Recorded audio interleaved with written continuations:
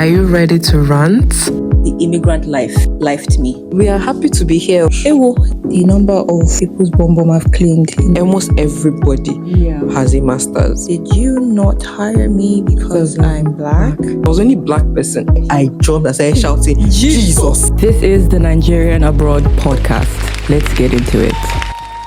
Hello and welcome to the third episode. Episode 3. Episode 3. We're counting, right? Okay. Yes, we are counting. And I'm wearing my glasses, but I promise I can see. Ish. Maybe. Ish. So, baby, summer. That's why you can wear some shirt, sure. Normal. Yeah. How do you feel? I feel dizzy. Let me just wear my glasses.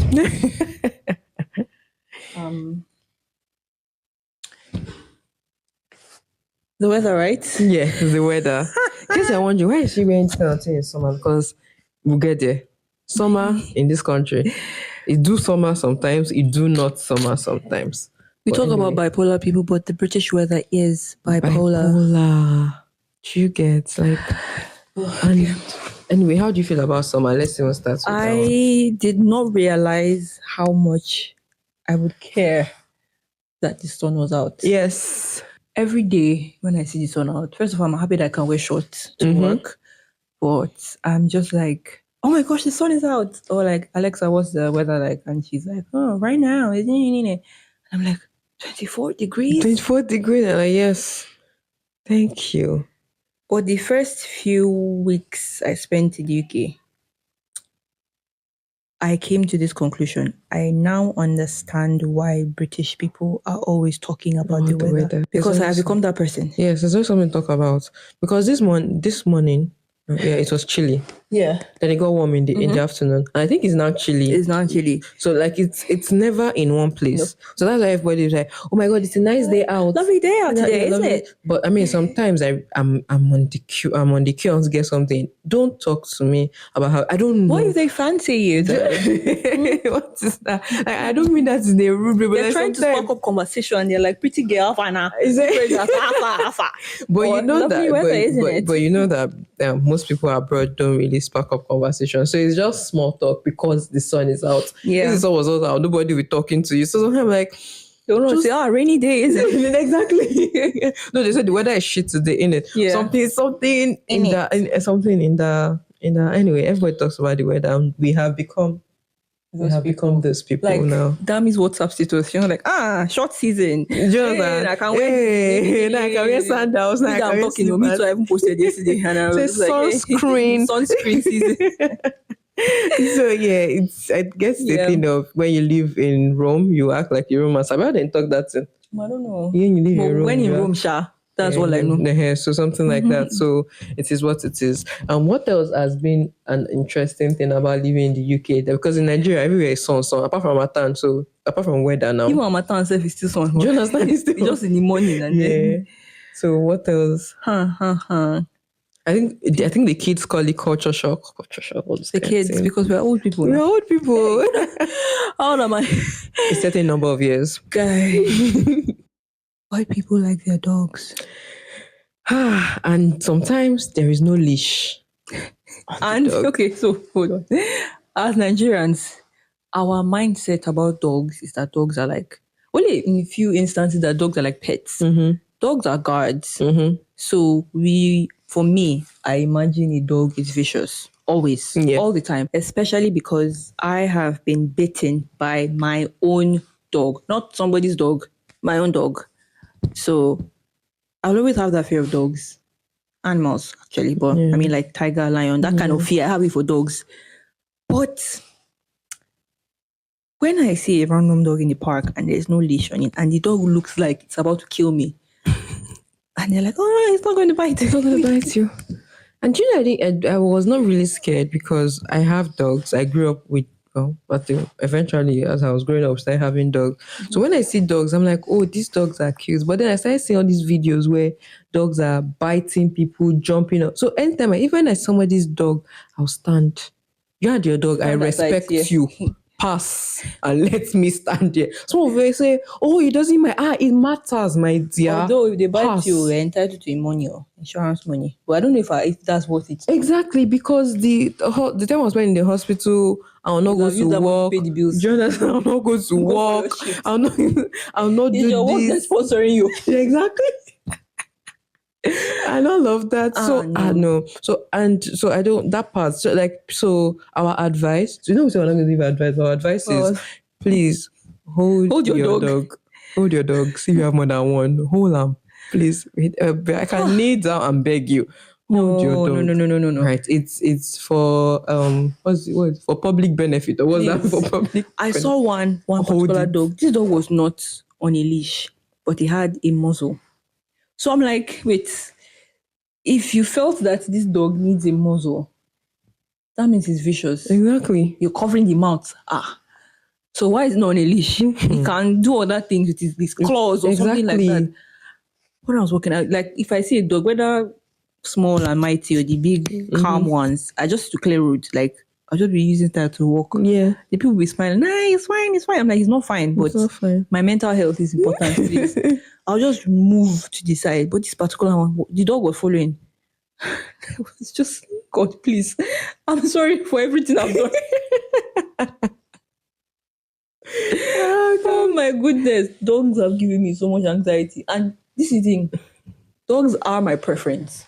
Yeah. Compared to cats, yeah. Yeah. I love cat videos. Let me just start. Let me give a sandwich statement right now. I love cat videos. I don't like cats. But I love cat videos. Like, I love it. I think I've come from Nigeria, obviously. Cats are the scariest animals because it's witches!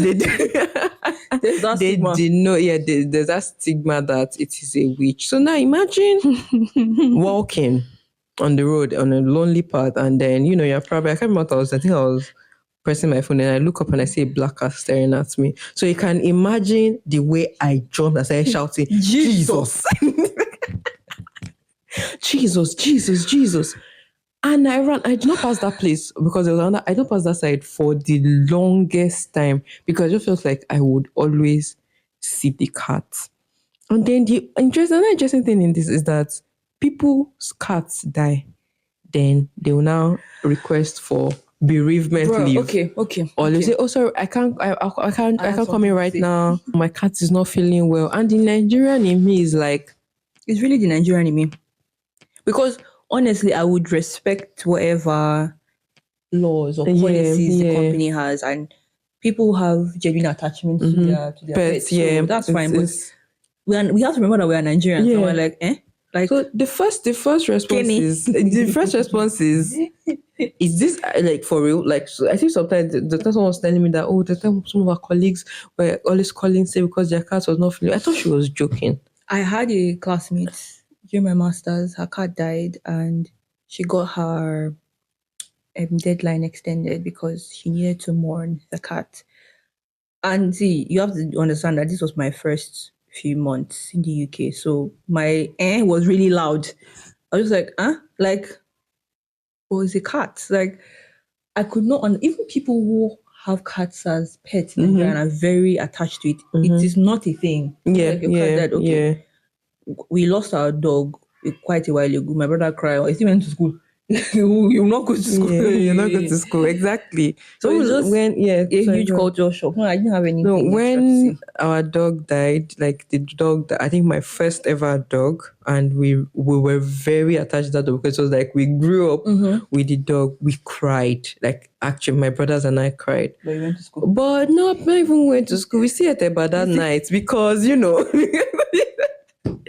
I think it's just the mentality. It's a wonder to me. Yeah. Because I'm just like, interesting. Like, wow. It's like people call cats or dogs their babies. Yeah, like their babies. Their kids. Yeah. I am too Nigerian for and I say this to my colleagues. I'm like, I am too Nigerian for this. I'm trying not to be because it's now seeming like I'm very heartless. And I'm like, oh my gosh, I don't like cats. Ew. I'm trying not to be, but I can't help 20 plus years of this mentality that I have. It's just crazy that, Yeah. bruh.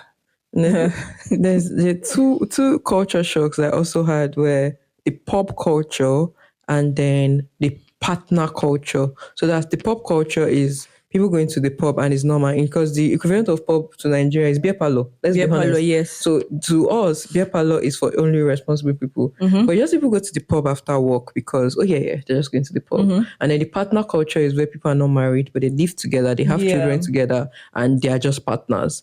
That is Registered. Like, it's not that it's like just boyfriend and girlfriend living together, but like partners. Yeah. exactly. And then in Nigeria, that is the height of error. Any man that wants to do that, they'll say, "Oh, he wants to only what do they say that thing? He only wants to take the milk without buying the cow, as if women are cows." But anyway, that's by the way. Like, That's what they are, our past. So there's someone that I know that is married. She's in her 50s or 60s, I assume, and she has children and grandchildren. And recently, I remember one time I was having a conversation with her husband, and I was like, "Oh, we might get married soon." You're like, so you're not? Yeah, they're not. They're clear that they're not. Yeah. But like in my head, I'm like, But you still want to? yeah, like in my head, and he was like, "Oh, I want to do something nice for her." So I'm like, after this long, The Nigerian mentality is boyfriend, girlfriend, courtship, marriage. Like, there's nothing in between. There's no partnership, nothing. Because I think the concept of the partnership, not having anything against anybody, that's not my cup of tea actually. But is not wanting to be married, but wanting to have some legal joint partnership or something like that, but not wanting that marriage label. By the way, you said not my cup of tea, there's something that Stephanie said on her stories. She said, "It's not my cup of tea," or "It's not my bowl of soaked curry." And I'm like, yes, it's not my bowl of soaked I can relate. No, we are British now, so it's not my cup of tea. Okay, so you can read British. It's not my bowl of soaked curry. It's not my plate of ebano soup. Anyway, so the other one I was going to talk about is the pop culture. And it's not a bad thing because it's actually, I've been to a pub before with my former flatmates. And what we just did was we sat out, they drank, we ate, I had fries, fish, and we just talked. And it was normal. British fish. Yes, but the food was nice in that pub, oddly enough. But I can't remember the name. So somewhere. So it was British fish and chips. Yeah. So it was not nice. No, I can't remember what I know. There was a way they made the fish. It was nice. I'm not even kidding. I actually was genuinely shocked at how nice it was. Tell me, from this moment on, I cannot take anybody say seriously because there is no way you can put British fish and chips and nice in the same sentence. I'm sorry. Okay. I'm sorry. Maybe it was not fish and chips I had. Like the fish is okay, it's edible. Say no, it's edible. But yes, no. But no. Maybe because I've tasted heaven and I know what heaven actually tastes like. I cannot. By heaven, you mean Nigerian grilled fish? Yes, but that's what we are referring to. Yeah. Because my first experience for fish and chips, I think I went to a restaurant with some friends and then we were like, what do you do? I saw fish and chips. I was like, hey, fish and chips. It's been a while. I had that. Yeah. And I ordered it. They brought it. It did not look like. And I was like, I'm still waiting for my own order, please. Then the waiter was like, didn't you say fish and chips? I said it. And I said, this is fish and chips. I was looking at him like, you know that meme of Shock You? I was looking at it like, it can't be. Like, it can't be possible. It can't be possible. This is nothing but a mad joke. I looked at it, I said, guy, no, God, I beg. Yeah. I spent like 12 pounds on that thing. Yeah. And I had to eat it. This is so horrible. Let me say horrible. I had a taste in mind. Yeah. I was having the grilled fish taste in mind. Sorry, you said you went to the pub. Oh, no, I finished. There's nothing really. This was nice. Pop culture, yeah. So I also think that this thing where we say, oh, British food is bland, but then they enjoy their food the same way they food say our food is stinking, and you're like, I love the smell of a father's stew. What do you mean it is stinking? Do you understand?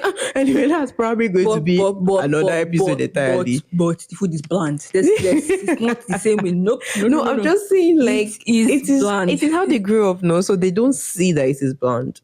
I don't think they see. I know that I had a British flatmate that likes jollof rice. Like I used to, whenever I go to my big mommy's house, shout out to Big Mommy.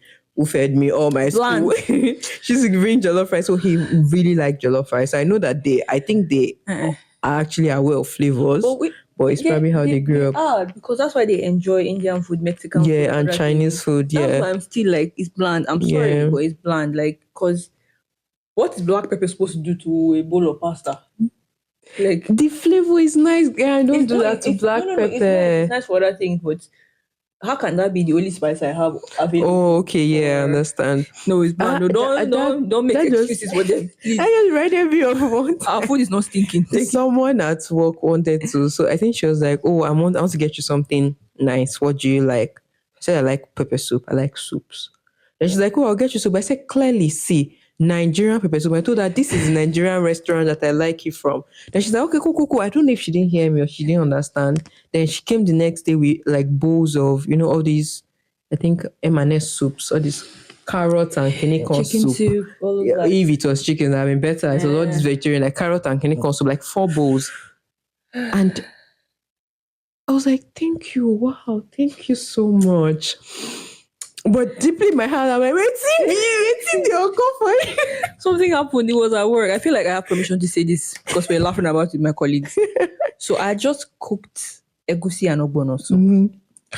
I mean, housewife, but not housewife. But anyway, proper Nigerian woman. I just cooked it.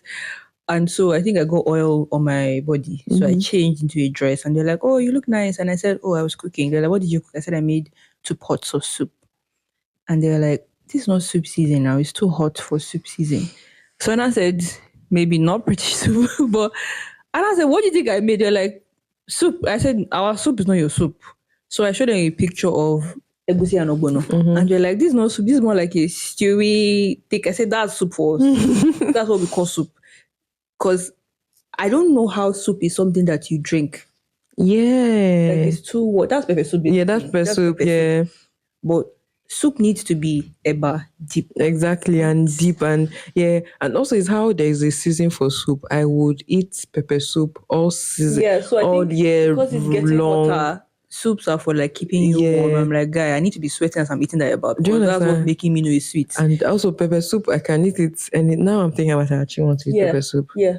So it's whether it's hot or not. Me, I can just even lick ogbono. I'm fine. Do you understand? Sometimes I just legit lick egusi for fun. Anyway, that's right. What else has really shocked you? What has shocked me, I would say, referring to when I was doing my master's, this one really referring to my lecturers and professors by their first name. Even at work.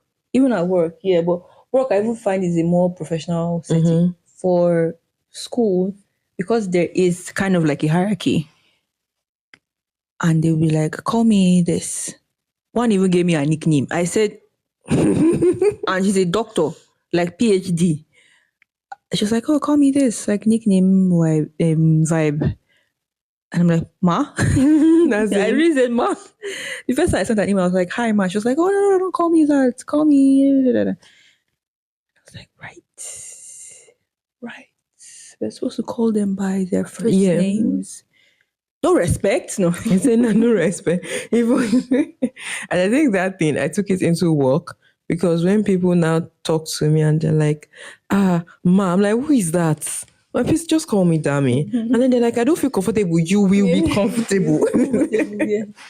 So my boss at work too. I feel weird calling them by their first name. Like it's just weird.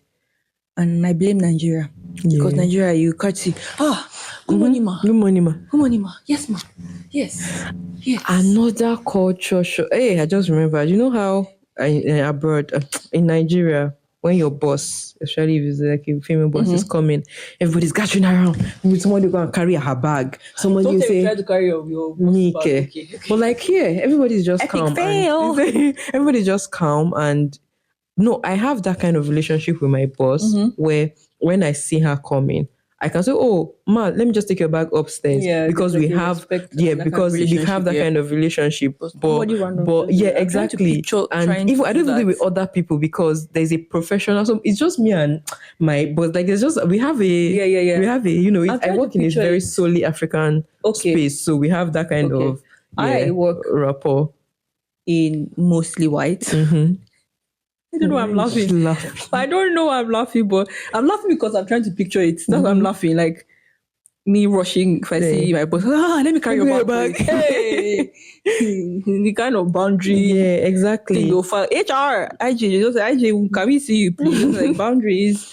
And the only reason why I did it was even from a place of I'm going up and I can see her bag. Yeah. But the reason why people do it in Nigeria is so that they can maintain favor in the sight of the boss. So that the person, something doesn't happen. And you're like, this one, I not carry my bag yesterday. I've heard of people who did not get promotions because they were not greeting their bosses. And like, I have a friend that actually happened to.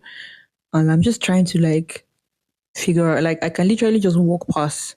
Obviously, it's nice to say hello and all of that. And even the greeting is not good morning, man. It's like, hi. Yeah. And then just walk off. And it's just weird thinking about it. Like, I'm actually still cracking up thinking about me trying to, I'm like, let me carry your carry your bag as it. Oh, yeah. I think those are and also student debt. Like, because growing up in Nigeria, the average person, your parents is paying. Your parents will do anything to send you to school. So you basically leave uni. Yeah. Like you're starting your life. You're debt free. You're not. But here you see that people leave uni and then they're now working to pay back. I think it's level of debt. And you're like, the country is set up in a way that you can be on your own after high school. So going to the university is a choice. You're just like on your own. So if you want to go to university, you're like, okay, this is me choosing to go to university. I mean, like on some level. So there's like a lot of debt involved and things like that. But yeah, I'm thinking about it. I imagine if I come in here, do masters. Like, exactly. Because even when you're coming here, your parents, most parents that I know, even the people that their parents are not sponsoring, most of them have saved up for it. Something, at least. Exactly. Even if, like, let's say you are left or saddled with the responsibility of paying the rest, but there is still a substantial amount. I'm not speaking for everybody. I know that there are peculiar different situations. But student debt is like crazy here. And then the way it's set up, they said it cancels itself. I'm not sure. It cancels itself out after 30 years. Yes, I heard. Most people set up like they'll pay like £5 every month. So obviously you will not be able to pay all of that. Maybe it's like 100K you have debt. It's just crazy. In Nigeria, a lot of us will do. It's like a very clear path. You do primary school, secondary school, uni, most times masters. It's like a clear, almost everybody has a master's. And then it's when you come here, you realize that master's is actually a big deal. And people do it because they're trying to actually further their education in that thing or become that's true. lecturers or all of that. But no, in Nigeria, it's like almost like an expected path to success. And if you don't go through that path, then but here you see people do after high school, they maybe do an apprenticeship, vocational studies, and you see that people are actually okay. And I don't know, maybe it's a Nigerian problem because do people really have to go through all of that to be successful? Because people don't even end up being very successful. The way the country is set up, the white effect, basically, yes. Like when you see a white man, they're automatically just being like, you're white, let me help you. Or let us worship you, rather. The same thing, like you went to university, masters, like just looking at you this way and stuff. I don't know, because there are some jobs you look at here and you necessarily don't need a master's.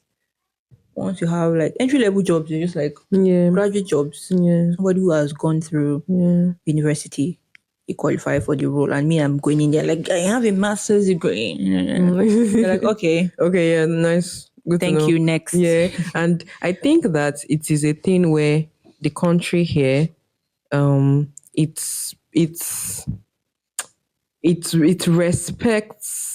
I'm trying to look out to it respects and rates vocational skills. Like your skills are important. So you see people go from apprenticeship to this to this to that, and they're actually okay. So they're able to live on. So it's not just education is important. I'm not saying education is important though. So not everybody's doing white collar job. Not everybody's depending on doing a white collar job. Thing is, it's even the blue collar jobs that make more money. Yeah. not more money necessarily, but the money is good. Yeah, The money yeah, is quite yeah. substantial. You find somebody who's a plumber, somebody who is like a leaf blower, or who drives a truck, and the money is crazy here. But then Yeah. when you go over to Nigeria, somebody who is like laborers here, I don't know what they are called here, but people who are building to construction. Construction Construction is a big deal, yeah. is a big deal. And when you think about it in Nigeria, that's where the daily 2K came from. Yes, yes, Like, daily 2K. you'll be carrying cement, you'll be doing this. I saw a video of one woman, she was pregnant, she was doing it, and what was the pay that day? Was it 300 naira? And That's I'm sad. like, why is it that? So, like, jobs that require some kind of vocational skill are frowned upon, looked down on, like, quote, menial jobs. Yeah. Because why? And yeah, and they're important here, so they get the I would say Accolades. yeah, or value for the skill that they are offering. I mean, I don't know what they earn. I'm just saying because I know that there are people that don't necessarily go Yeah. to school, Yeah. but they do like vocational studies and then they grow. It's like how I have a master's here and then I had to do a vocational qualification. I had to do 2 vocational qualifications for my field. And that was even more important than my master's, guys. Oh my God. How did you feel about that? I didn't mind because I already had my master's, but it's like, why did I not waste time? Do you understand? Why did I waste Did time? you see that video of this? I didn't have all the details right, but this guy was doing one climb to like connect some wire or something, and they said it was really, really high, like ridiculously high. And he said he gets $20,000 per climb. I think he changes it twice a year or 3 times a year. So I'm like, in that situation, tell someone with masters to go and climb up and do the whole whatever wiring, whatever is involved and stuff like that. Like that case, basically like construction, like plumbing. I mean, a plumber will tell you £200 for consultation. And yeah, I think it's good. And I'm not an economist. I'm not a nation builder. I don't know, but I think that nations can grow with both white collar and blue collar, and both should be able to be effective and functional here. But then once again, I don't know. It's just something that I don't think Nigeria has fully. Amongst other things, there's so many things that you need to work out. It's weird being in a nation that kind of works. Let's put it that way. There's structure to a lot of things, and then when you go back, there's this whole sigh. Yeah. When I went home for your wedding. Yeah. God, let me not just start. A lot of things were pissing me off. And then I'll be like, my brother was like, oh my gosh. I'm like, guy, they are watching you. If you want to roll your eyes, don't roll it here, please. And I'm never come back here. I'm like, okay, don't come back. And I'll be like, Daddy, what are they doing? My daddy will say, He's done. They're like, look at this one. Because you're coming from the UK. So the other one, I was like, oh my God, why is this happening? I think we're going to Kaduna, and then the flights, they said, oh, you guys might not get your bags because we need to carry first. So I'm like, excuse me, first of all, I don't mind I will not get our bags, but you should have informed us because that's the right thing to do as a customer service. And they were just staring at me. When I finished, she was like, when you're talking about customer service, don't put Nigeria involved, because I learned that the hard way. When I'm saying, I think the hotel I was supposed to stay in, the hotel I stayed for the wedding, I was saying, okay, I need Wi-Fi. I'll have just bought modem and just done it. So I need Wi-Fi. Okay, they said, okay, yes, we have Wi-Fi. Wi-Fi is not working. So it's only on the second floor. I got to the second floor, it was not working. No. And I said, customer care will put you put customer care, will put you on the internet. We'll talk. I've been so used to amazing things. Yeah. What is amazing? Basic shit here. That when I go, the one time, not say when I go, I've been to Nigeria early once since I came here. One time I went, I was just so appalled. And unfortunately, I know we'll sound like these high people are like, no, why is it like this? But living in a country that has some basic structure, when you go back, you forget all the years you spent actually going through things like that, and you're like, damn, I've actually become that person. Yeah. At your wedding, when we were sharing food, I think we were using the bar or something. One of the waitresses, or I don't know, attendants, She came to Royal and I. Normally, I feel like you should come and tell us, oh, you guys are not allowed. Excuse you. Royal and I thought were like, you what? So like, excuse you, you people are not allowed to do this thing here. We're like, okay, that's fine, but like you could have just told us, oh, sorry, excuse me, we are not allowed to do this here. Can you move? If Like, it was- where can we go next? There is a restaurant. Like it was just the vibe, and I'm like, I'm if not this was UK, fighting. she's like, sorry, excuse me, it's not allowed here. Exactly, And and I'll then be like, okay, thank you, and then I'll move. It's not fighting. When I was saying them, I need to buy something, and then I said, can they bring it to me to my room? And then the babe said, room service is extra money. I say, I'm not even fighting for money. I'm not even saying I can't pay the if money. it's extra money, I'm just, tell us. exactly, Tell us, if it's tell extra us, money, tell just tell me. But the way she said it, and I said, I'm not even complaining about the money. Money is not even the issue here. I just want to know, is this a service you money offer? is not the issue. That's not the point. Like, I'm just trying to say, like, the I way she told you. communicated. Do you know what this girl said? Money is not the issue. Okay, now. That's the point. You see, my reaction. So I'm really still Nigerian. She is the British one. Anyway, No, I was annoyed that day, but I think something similar happened because when we landed, I stayed in Abuja for a few days and I went to Kaduna. Then, as we were leaving, my dad decided to give the I don't know if I told you this, just my dad decided to give like the hotel staff like money because they're really nice to us. Maybe not they're nice because we're like, people have come. We look like IJGB. Don't worry, we look like that. Me and my brother, especially my brother, but no shade. Anyway, so my dad just gave them like 1K each. And apparently 1K is nothing now in Nigeria. I found out the hard way. My brother said he wanted to buy Fanta. He gave them 200. They were laughing at him. What would this buy? Anyway, so my dad gave them 1K each. And so he didn't have cash again. He gave the people at the reception, like 3 of them 1K each. And when he got to the security side, he didn't have cash. And I said, sorry. The way they were strong in face, like, they've para. My brother was like, what kind of entitled Nigeria? entitled.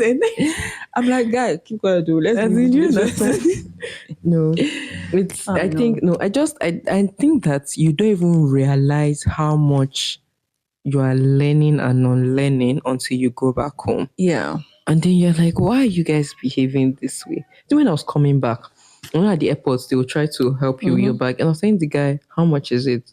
He said, don't worry now. I just want to help you. And man, I'm like, no Nigerian just wants to help you. But anyway, let's get. So we got there. Then I offered him, I'm not going to say the amount. Then I was like, it's small. I'm like, excuse you. You didn't tell me how much it will be. What if I'm not even, you can tell that I'm going back to the UK. So what if I'm not holding Naira? He said he's small. No, 30 pounds. When the first time I was traveling, my mom gave me a lot of money in pounds, cash. And I hid it, obviously. But then I obviously declared this amount. But I hid it from like side from everybody. So they're asking for money now. But when you want to do this part, madam, find something for us. I don't know how I look like a madam, but like, find something for us. Then I was like, I don't have anything, no cash. It means I say, even if it's pounds. Even if it's pounds. Just, I'm like, and see, truly, I said this thing to my husband. I said this thing, and I was like, I understand that Nigeria is just a shitty situation. So they are literally looking for daily bread. Yes, actually. But it has gotten to the point where they are willing to be dubious about it. Yeah. And I'm like, that's just sad. Yeah. But you know that I also, if we were still in Nigeria and someone requests for that kind of thing, we'll just be like, I understand now the state of the country. Yeah. It's because we've come back. You're like, nobody is unacceptable. Here, somebody will meet you. Nobody's coming. Like, nobody's even smiling with you. They just tell you go to where you're going, do what you have to do. Because security cameras. Exactly. And when you come back, do you know how many checkpoints are in the Nigerian airports? And like, how many things are people checking for? I was so annoyed. I said, are you annoyed? I said, yes. I am annoyed. She's like, no vex now. Me, I'm checking for drugs. He's checking for, is he something? I said, okay, fine, check. She not check. I said, do you find anything? She said, no. She asked, Auntie, do you have it for us? No, I don't. Can I go?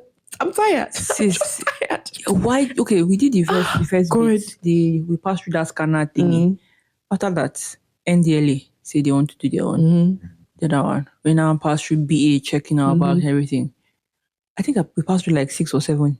After the check, PA check, we did that one. Another person came. We now did immigration to check passports. We did that one. After the checking passport, we now go to main immigration. Yes. Checked. Yes, after we they're did, like we remove two our immigration clothes, remove parts. I say remove our clothes, remove our shoes and everything. We went to now get into the place where we go to our gate. There was now somebody saying, each point, where are you going to? Heathrow. Heathrow. Where is Heathrow? London. Okay. What do you do there? Okay, find something for us. And when you tell them what you do, for example, he's a senior care worker, I say, senior! Wow, big madam. By the way, when we landed in this whole Heathrow airport where there's UK passports, all other passports, All other passports. and I went to my own domot now. Let me go to my place.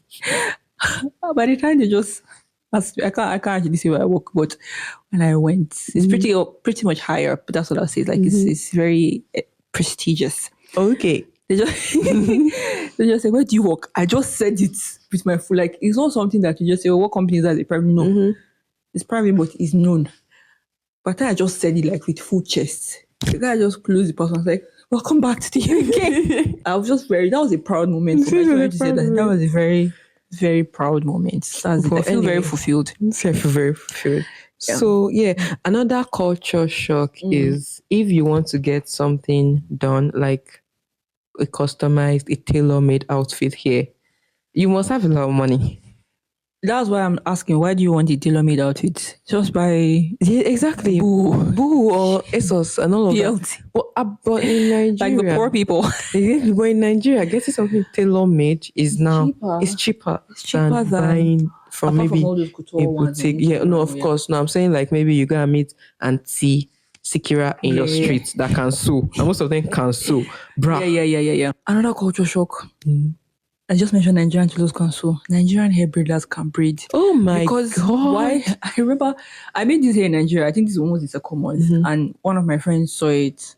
Yes, I have other friends besides you. Oh. One of my friends saw it and she was like, why is it tiny like this? Like, is he making it in Nigeria? I was like, yes, so braiders hair don't make it tiny. Like there's a way you can tell that you made this hair. It's good, but you made it in the UK. Not saying that they aren't really good. I just haven't found them. I'm just like, I made a couple of them that were really good. They're very, very expensive. And what I can afford is this thing. Is big hair. No, Nigerian braiders can braid. There's a reason why every time people go to Nigeria, they come back with braids, because when I went, I came back with braids, but now my natural hair and the front. When I took it, they were like, this hair was still neat. I'm stressed. Like, what can I do? Anyway, any other culture shock? I know I have a lot, but I need to think, like, because this country has shocked me. So we've covered pop culture, partner, pets, calling your colleagues, your senior colleagues, or indeed they shock me, or your professors by their first name. People not having to go to do masters and PhD to be okay. Yeah, what's the other one? So we're Christians, but I have had to work on so many Sundays, and being a Christian, not that it doesn't. I understood that I signed a contract. I knew what I was getting into and things like that. Once again, situation of the UK.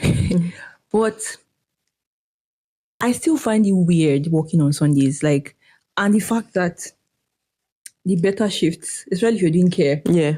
The better shift, not better, but the one that pays more. Pay higher. Is on Sunday. What's that all about? Yeah.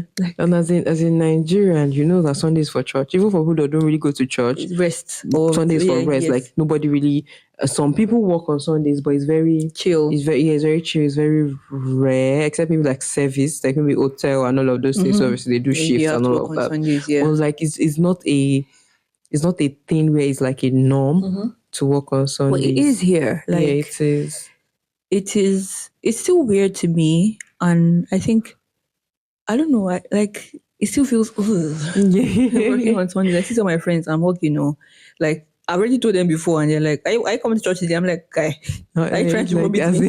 I'm not coming to church. I'm working. But yeah, it's a bit odd. How could I forget this? Culture shock. Nobody cares about you in the UK. And I don't mean that in a bad way. And the funniest thing is that it's both a good thing and a bad thing. So when I came to the UK, I realized that, let me explain. Let me talk. I realized when I came to the UK, I could express myself. Not like I'm being rubbish, but like I felt more comfortable wearing outfits that maybe are in my head and I'm just trying to try out. And I don't feel like there's going to be somebody asking me, Kilo, what are you wearing? Or, nobody really, I just feel like there's a certain level of self-expression that you're allowed to have. And the same way, because nobody cares about you, you could be dying on the streets of London and people will pass you. Oh, no. They care enough to film. Yeah, they could film, yes. But people will pass you. Point of correction. And then it's so bad that like in Nigeria, if you live in a space with different people, if you've not come out in 2 to 3 days, one auntie in one corner that probably sells provision would have said, you guys have not seen Tunji in 2 days. Or somebody will say, this guy has not come out of his house. Somebody will know. Here, somebody can die in their house and nobody, Smell no the neighbor will say, will say, I've not seen this person. Something happened recently in my apartment. Like there's Somebody my neighbor. died? No. There's a package in front of the house that has not been picked for 3 days, and I'm worried. Like, did this man travel? Where did he go? Normally I see him after work, but I've not seen him. But I don't have his number. I can't go knock on his door. It's weird. I can't ask. Who will I even ask? I don't even see anybody. So man, I'm like, if I was in Nigeria, I would most likely know somebody that knows somebody that would know what. Oh, you'll have just been nosy enough to knock. Exactly, and say, I've not seen you in a while. I just wanted to check. That's the thing. That rite of passage, you're just saying, I've not seen you. What happened? Yes, exactly. And then it feels like, thank you for checking. I just tired. Do you get? But here, someone knocks. Somebody, my neighbor actually knocks on my door. You're like, what are you? I'll open it. I'm like, waiting. How can I help you? I just want to work culture shock. I forgot it. Wait, I need to think. Hold on. She has forgotten. Damn you. Why is it to me? I've forgotten. And I raised up my hand. I said that will help me. What were we talking about earlier? Culture shock. Nobody cares about you. Nothing clicked for something. Somebody dying. No, that. Okay. No, he cannot click from that one. Okay. I'll just have to keep thinking. But if you have any other culture shock, we'll just talk about it. No, I don't have any right now. But the only other thing is the UK houses in the UK are well maintained. Is a good thing. It's not a culture shock. It's just a good thing. Like to know that they're small though. But like there's like scheduled maintenance. We want to check part testing. We want to check the kiniko of your electricity kiniko. We want to check do you understand? All those little things that it might nothing is broken, but it's just a scheduled maintenance one test. thing I like it. I worry about is because of the state of Nigeria, now everyone is like trying to fend for themselves and just get profit off of anything. There is usually someone who suffers. For instance, if someone gets a contract to build a house, they will look for the cheapest possible parts to do something just because they want to get profit off of it. And then in the end, the house is not... It's substandard, It doesn't last as long. It's not something that could stand the test of time.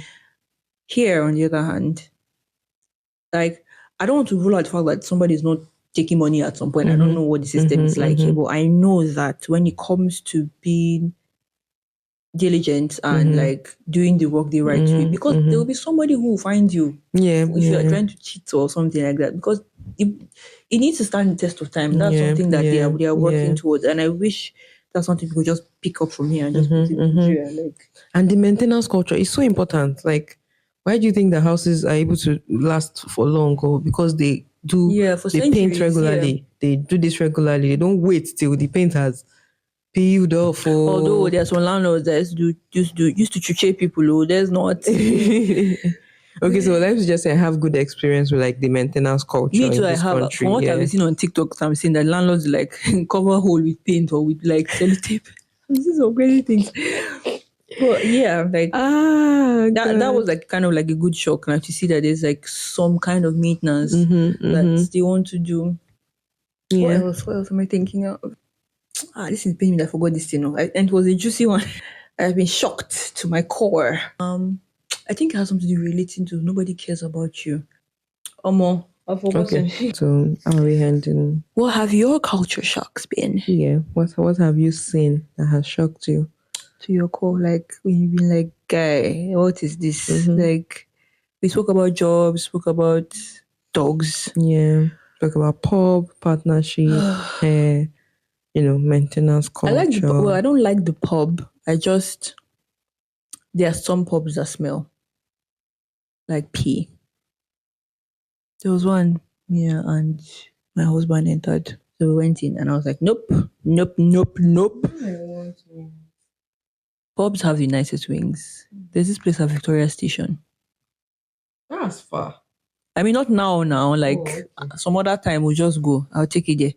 My farewell speech. I just tired for this babe. I wanted to say something. There should be a point where like it should not just be like per topic that people share what's going on. Like I know there are things that have happened to you in this UK that you just want to share anonymously. So like share the most random thing that's happened to you in the UK. Not relationship, please. We'll not read it. You say that we'll not read it. You could read it for amicable reasons. You know what? Let's do if it's relationship visa related, I'll read it. Read it for amicable, but sorry, your real life stories are not for amicable. Apologies. But really, share. Yeah. Even with relationship, we want juicy. But please, this is not. We don't want all these. My boyfriend. I can't tell you what to share. But the only relationship permitted is visa relationship. I'm kidding. YouTube, Instagram. Subscribe to.